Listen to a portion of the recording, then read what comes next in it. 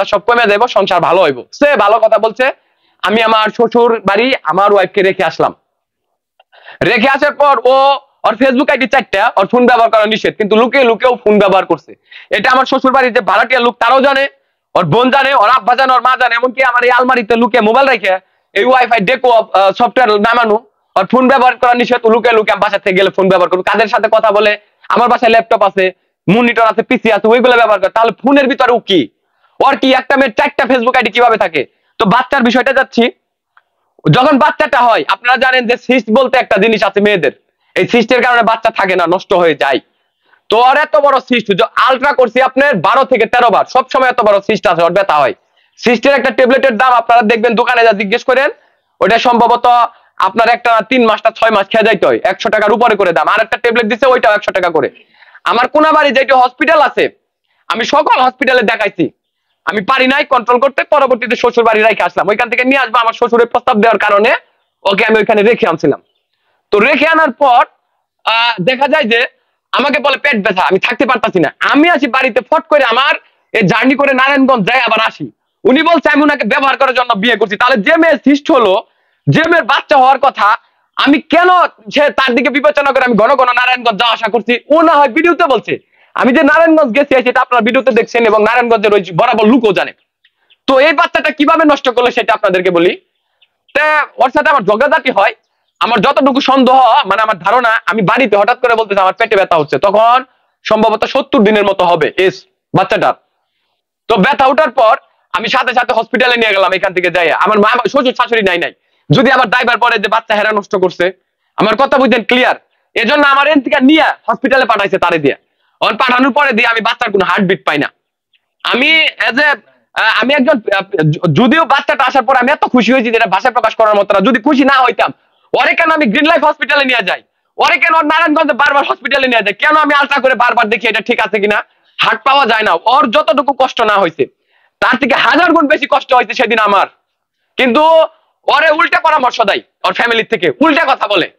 ওরে নিয়ে যদি সংসার করার ইচ্ছা না থাকতো, আমি ওকে বলতেছি আমার শ্বশুর বাড়ির শাশুড়ি বাড়ির পিছনে মার্কেটিং এ ঘুরাবের আত্মীয় স্বজনের পিছনে, আপনারা যারা আছেন আত্মীয় স্বজন, আপনারা বিবেক থেকে বলেন আমি কি এগুলা করতাম? আপনাদের মেয়ে আমার বাসায় আসার পরে কোনোদিন আপনারা দেখাইতে পারবেন একটা অশালীন, অশ্রাব্য কিংবা অকুরুচিপূর্ণ আমি একটা কন্টেন্ট বাংলাদেশ উপহার দিয়েছি? তাহলে কিভাবে আমি আমার ওয়াইফ দিয়ে ব্যবসা করলাম? আপনারা এই কথা বলেন। বাচ্চাটা নষ্ট হওয়ার পরে ওর সারাটা রাত তো ব্যথায় থাকতে পারে না, ওর হাত পা শরীরে আমি মেসেজ করে দিয়েছি, ওর মার ওই বাড়ির ভাড়াটিয়া সাক্ষী।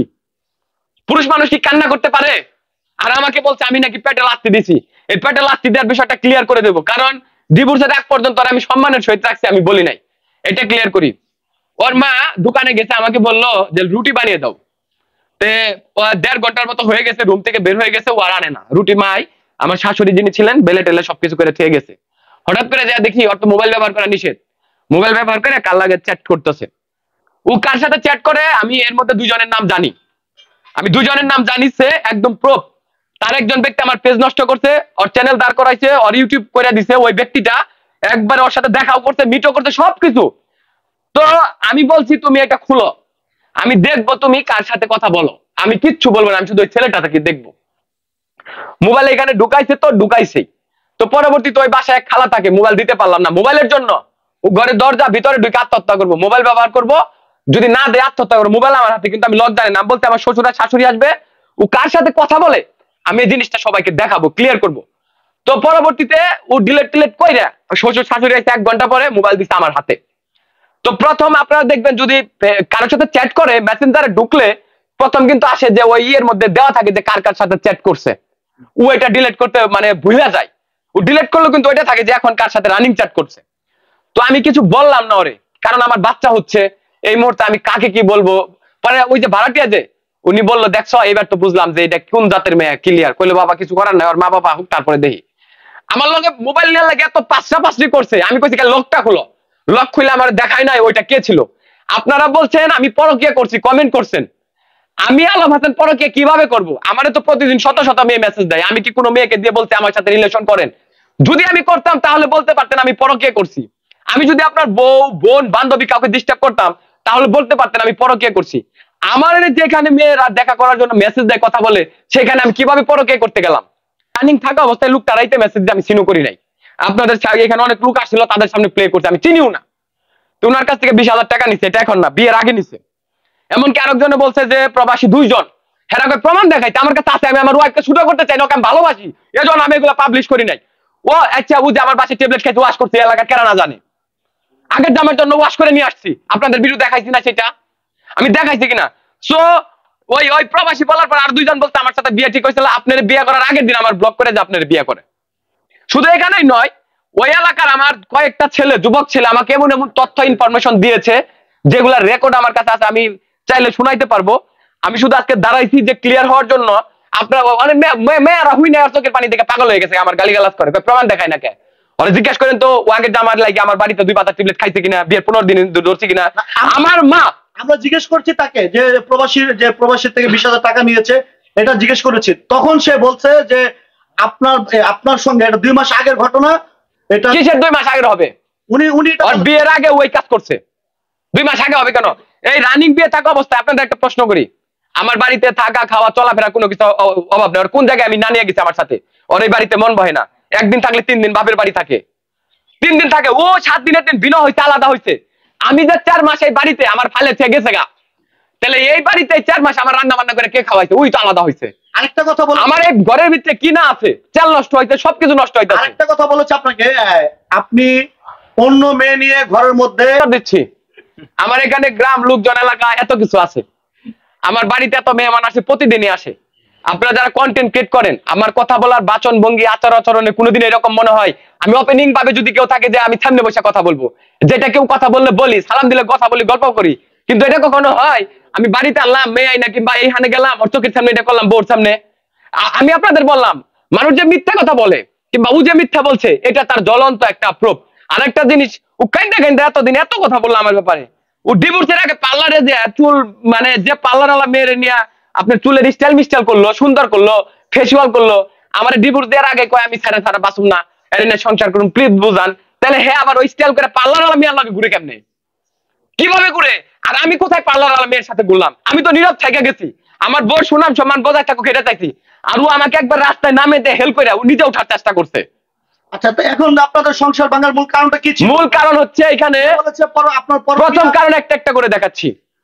ওর ঘটনার পরিপ্রেক্ষিতে প্রথমে ওর মোবাইল ব্যবহার করা নিষেধ ছিল, ওর মা বাবা সবাই নিষেধ করে দিছে। ও বাড়িতে থাকলে ওর মোবাইল লুকে ব্যবহার করছে, এই বাড়িতে থাকলে আলমারি থেকে আমি বেরিয়ে গেলে তখন ব্যবহার করছে। কার সাথে কথা বলছে, কি করছে, ও নিজে ভালো জানে। 1 2 নাম্বার রিজন হচ্ছে ওর একটা বান্ধবী আছে, এই বান্ধবী বিয়ের শুরুতে থেকে উল্টা পাল্টা বলতে পারেন এক প্রকার কালপিট পরামর্শ দিয়ে আসছে, যে পরামর্শ এখানে কথা বলার অবস্থায় আমি শুনছি, পরে কইছি এর সাথে তুই কোনোদিন কথা বলবি না, এর আগের থেকে কইছি। 3 নাম্বার হচ্ছে আমার শ্বশুর বাড়ির বাড়ি ঘর জায়গা সম্পত্তি যা আছে এগুলো আমার শাশুড়ির নামে। তো আমার, আপনারা বলবেন যে আপনার শাশুড়ি তো অনেক কিছু দেখাইছে, খাওয়াইছে, সেগুলো ভিডিওতে দেখাইছেন। আরে ভাই, একটা ছেলে কি এত কিছু খাইতে পারে? আমি যখন ভিডিও বানানো শুরু করছি সবাই ভাবছে যে আমার তো দেখাইবো, ভালো বুঝাইবো, তাইলে আমি আরো বেশি বেশি বানিয়ে বানিয়ে দেখে দিই। আমার কথা কি আপনার ক্লিয়ার বুঝাইছে? তো নাকি পাতিল ভরে ভরে আপনাদের বাসায় পিঠা পারে? হ্যাঁ হ্যাঁ হ্যাঁ, পিঠা পাতিল এক পাতিল বানাইলে তো আমি সেটা আরো ভালো করে প্রমোট করে দেখিয়ে দিয়েছি। এখনো যদি দেয় আমি তো আরো প্রমোট করে দেখাবো আমার শাশুড়ি শাশুড়ি কত ভালো। আমি কি বলবো তারা খারাপ? আমি বলবো তারা খারাপ? আমি যদি আমার শ্বশুর ধরেন আমার বউরে আমার সংসার করার ইচ্ছা নাই, সে বলতেছে ওরা ব্যবসা করছি, তাহলে কেন আমার শ্বশুর শাশুড়ির শুধু তার ফ্যামিলি নয়, তার আত্মীয় স্বজনের ফ্যামিলি পর্যন্ত আমি এত ভালো ব্যবহার, তাদের সাথে এত কিছু, এত কেনাকাটা, এত কিছু কেন দিছি, কেন করছি? আমি তো সংসার করব, আমি এই জন্য করছি। আপনারা শুনছেন যে আমি বলছি ওরে আমি ডিভোর্স দিলাম, ওরে তালাক দিলাম, দিয়ে দেবো, রাগের মাথায় বলছি, কিন্তু আমি দেই নাই। ও আমার বাসায় এখানে এসে, আমি অপেক্ষায় ছিলাম যে ভিডিওতে এত কথা বলছে যে সংসার করব, নিলে মাইনা নিবো, যে ও আইসা মানে ওর মুখ দিয়ে কোন কথাটা বের করে আমি সেটা শুনবো। এখানে যারা ছিল আপনারা জিজ্ঞেস করলে জানতে পারবেন যে সে কি বলছে, আমার শ্বশুর শাশুড়ি কি বলছে। তবে হ্যাঁ, আমার শ্বশুর অনেক চেষ্টা করছে সংসার করানোর জন্য, অনেক শাসন করছে, আমার শাশুড়িরও শাসন করছে, তার মেয়েরও শাসন করছে। এই সংসারটা এই পর্যন্ত টিকে ছিল আমার শ্বশুর এবং আমার মায়ের জন্য, আমার মায়ের সামনে। আপনি এই মাত্র বললেন জিদের মাথায় আপনি অনেকবার বলেছেন ডিভোর্স দিব দিব, কিন্তু দেননি, কিন্তু তিনিও সেম কথাটাই বলেছে। আপনি যেই কথাটা বলেছেন তাকে 8 মাসে তিনি আপনাকে 30-40 বারের মতো মহিলা মেয়েকে ডিভোর্স দেওয়ার ইসলামিক কোন সংবিধান আছে? আছে কিনা বলেন? মহিলাদের, হ্যাঁ, কিছু প্রুফ আছে। গভর্নমেন্ট সংবিধান বাদ দিলাম, ইসলামিক সংবিধানের কথা বললাম, ওইটা ইয়ের মাধ্যমে দেওয়া যায়। কিন্তু সে যে আমার মৌখিক ভাবে এতবার ডিভোর্স দিল, আমি তাকে মৌখিক ভাবে কখনো দিয়েছি? আপনি তো বললেন এই মাত্র রাগের মাথা আপনি হয়তো কয়েকবার দিয়েছেন। কি রাগের মাথা ডিভোর্স দিয়েছি? মানে আমি বলছি যে আলাদা, আমি আমার শ্বশুরকেও বলছি যে এইভাবে সংসার করা সম্ভব না, পসিবল না। সপ্তাহে 7 দিনের দিন হয়, 6 দিনে আমার বাড়িতে ঝগড়া লাগে। আজকে এই যে 17 তারিখে আমার বাসার থেকে জিনিস নিয়ে, আমার ডকুমেন্ট নিয়ে চুরি করে পলিয়ে গেছে গা। এখন পর্যন্ত এই বাড়িতে একটা আওয়াজ হয় নাই, কিন্তু সে থাকা অবস্থায় সপ্তাহে 6 দিন 7 দিন করে আওয়াজ হয়েছে, ঝগড়া হয়েছে। সে আওয়াজগুলো কেন হতো? হ্যাঁ, সে আওয়াজগুলো আওয়াজ আসলে হয়তো কেন, আমি আপনাকে বলি, আমার মায়ের কথা ভাবির লগে লাগাই, ভাবির কথা মায়ের লগে লাগাই, ছোট ভাইয়ের কথা হের লগে লাগাই। যেমন আমি এই আমার বাসায় যে বাজার গুলা করি, বাজার কিন্তু 2 ভাগে করি, এটা আমি ভিডিওতেও দেখাইছি। যদিও সুখে শান্তির বাজার ছিল, সুখ শান্তির,